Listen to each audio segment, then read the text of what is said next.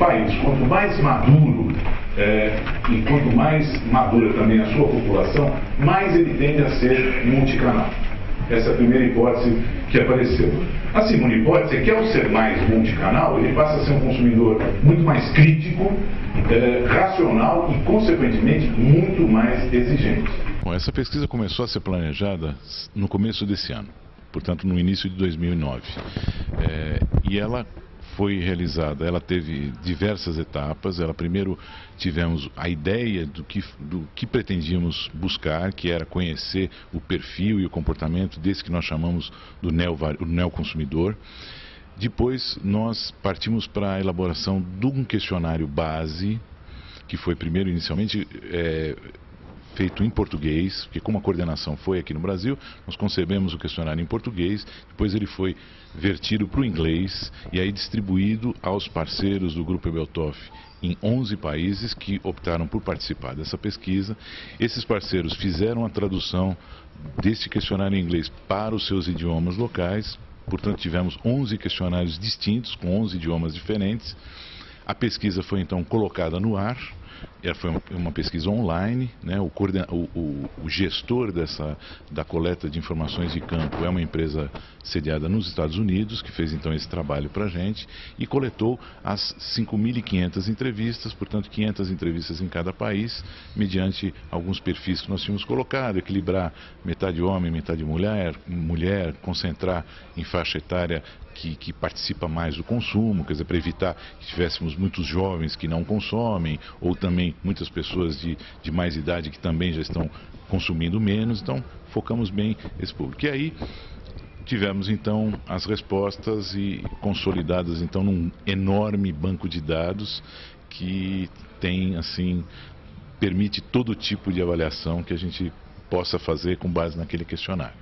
Vocês podem imaginar que realmente é bastante complexo, né? Você recebe informações de 11 países, com inúmeras perguntas que foram feitas, então você tem uma massa de informação muito grande. E aí você, obviamente, né, a pesquisa é assim, a pesquisa de mercado é assim, você convive com esse monte de informações que você tem que filtrar e tem que começar a estabelecer as fronteiras onde você vai trabalhar.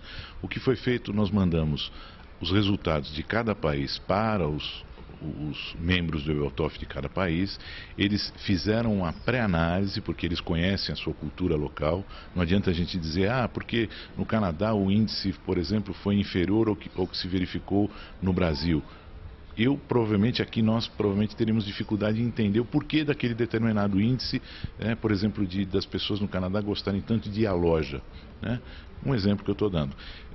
Para nós é difícil saber isso, mas eles lá têm essa explicação muito clara, quer dizer, mediante todas as questões de frio, né? O canadense, por exemplo, está muito em casa, para ele sair e poder ir à loja é uma atividade prazerosa.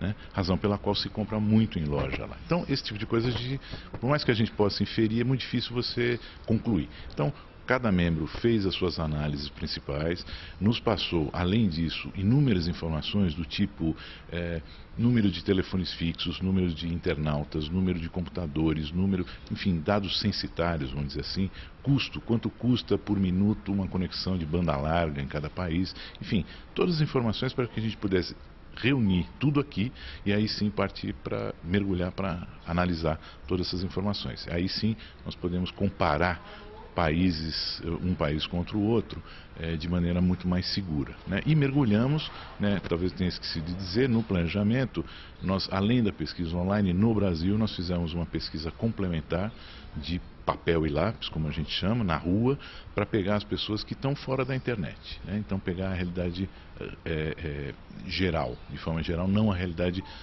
de quem está conectado. E isso também foi uma análise paralela que nós fizemos. Então nós conseguimos chegar nessa análise global e mergulhar bastante na realidade brasileira. É muito interessante porque quando nós estamos fazendo análise do trabalho e compartilhando isso ainda, vamos dizer, num âmbito um pouco mais interno, mais técnico, né? Você desenvolve as tuas conclusões, as suas análises, mas chega um momento, como nós fizemos ontem, no primeiro dia, apresentamos a pesquisa a um público formado por pessoas de negócio, né? Empresários, varejistas, fabricantes, prestadores de serviço, enfim, de toda a natureza.